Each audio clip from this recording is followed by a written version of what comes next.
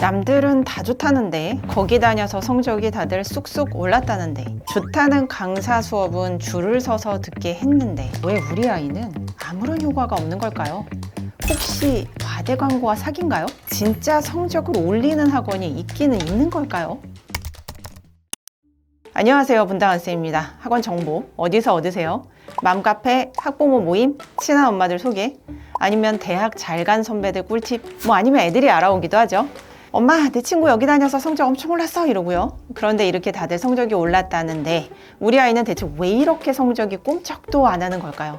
성적이 나오는 걸 보면 화가 나죠. 돈은 돈대로 드리고 하거나 학원대로 막 픽업하고 주말에는 막 싸워가면서 막 깨워서 보내고 데려오고 진짜 정성, 비용, 시간 다 쏟아 부었는데 오히려 성적은 떨어져요.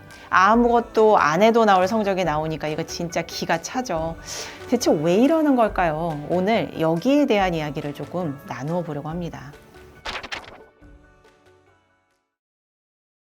정말 성적을 올린다는 학원들 있는 걸까요? 아니면 다 사기인 걸까요? 정답부터 말씀드리면 당연히 사기는 아닙니다. 당연히 있어요. 그렇다면 왜 우리 아이는 이렇게 성적이 안 나오는 걸까요? 그것에 대한 이유도 심플합니다. 우리 아이와 안 맞는 곳이어서 그래요.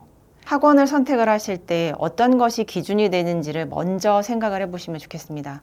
오늘 드릴 말씀 사실 굉장히 좀 중요할 것 같은데요. 성적을 많이 올리는 거 물론 중요해요.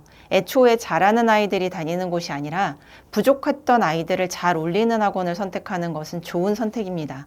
하지만 그에 앞서서 해야 할 거는 우리 아이부터 정확하게 파악을 하는 것이 필요하다는 겁니다. 제가 예를 들어서 설명을 한번 드릴게요. 몇 번 말씀을 드렸던 것 같은데요. 국어 모의고사를 60점, 70점을 받았다고 해볼게요.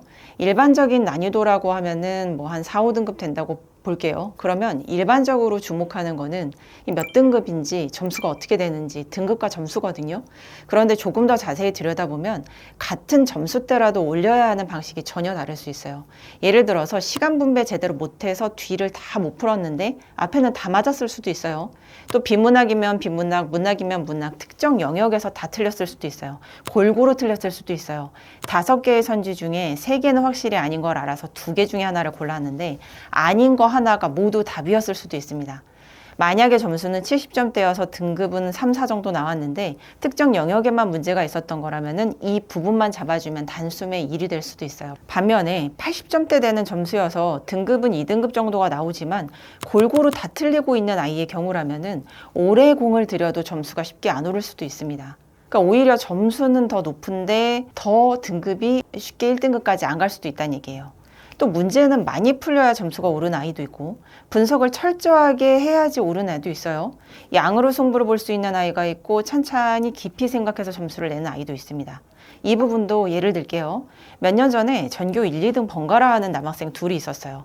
이 학생들 성향이 완전히 반대예요. 한쪽 친구는 문제를 많이 풀지 않습니다. 딱 필요한 만큼의 문제만 풀고 이론을 보고 또 보는 친구예요. 그런데 제가 질문을 들어보면 굉장히 이해도가 높아서 혼동되는 지점만 잡아주면 어떤 형식으로 문제를 꼬아 놓아도 알아서 맞춰와요.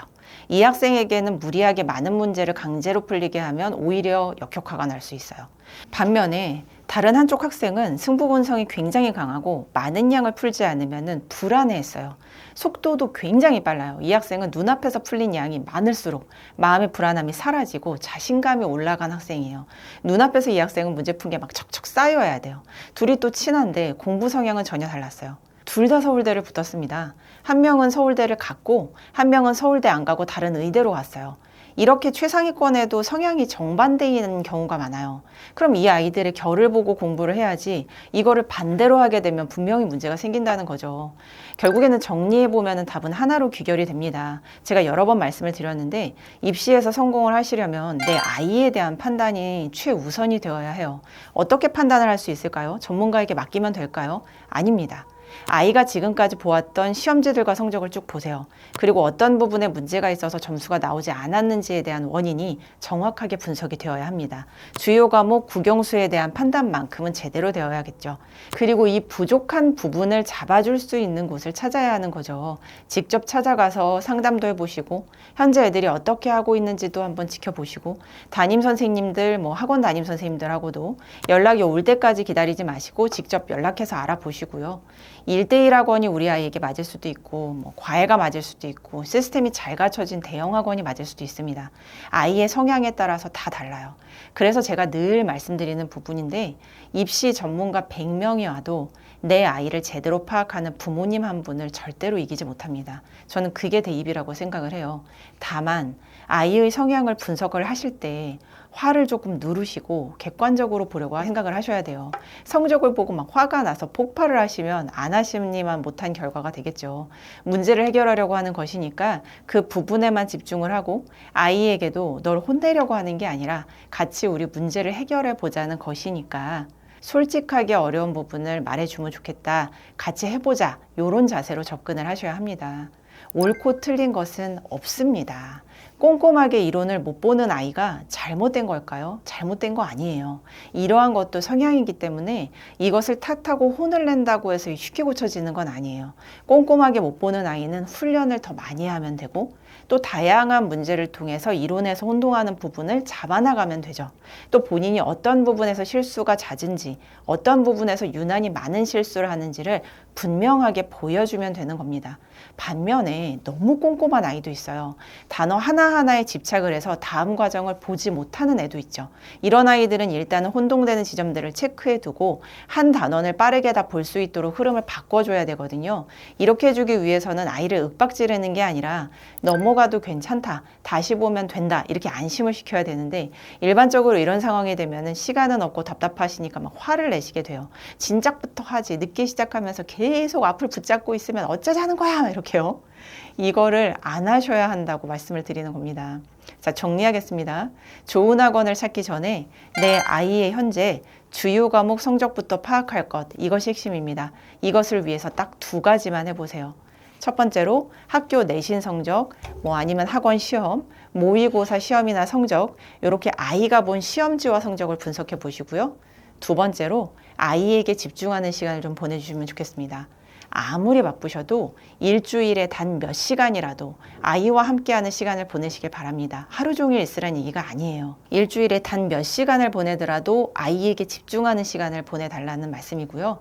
같이 영화를 보셔도 좋고 맛있는 밥을 먹거나 차를 마시거나 뭐든지 좋은데요. 단둘이 아이를 몇 시간이라도 제대로 지켜보시면 눈에 보이지 않던 아이의 새로운 모습들을 많이 알게 되실 수 있어요.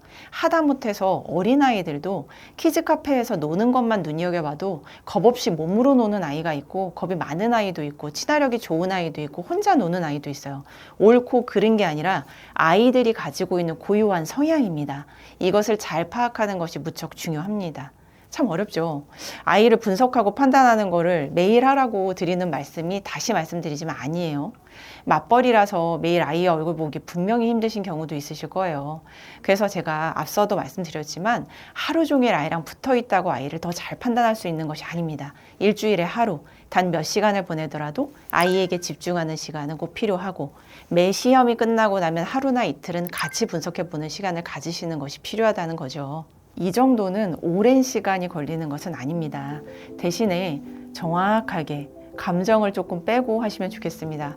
처음에는 잘 안 되시겠지만 몇 번 하시다 보면은 차차 방법을 찾게 되실 겁니다. 그렇게 하실 수 있도록 저 같은 사람도 부지런히 정보를 드리고 같이 해나가자고 이렇게 말씀드리고 있는 겁니다. 현재 너무 답답한 상황에 놓여 계시다면은 댓글을 달아주세요. 많은 분들이 공감하시는 댓글에 대해서 제가 답변을 드릴 수 있도록 해보겠습니다.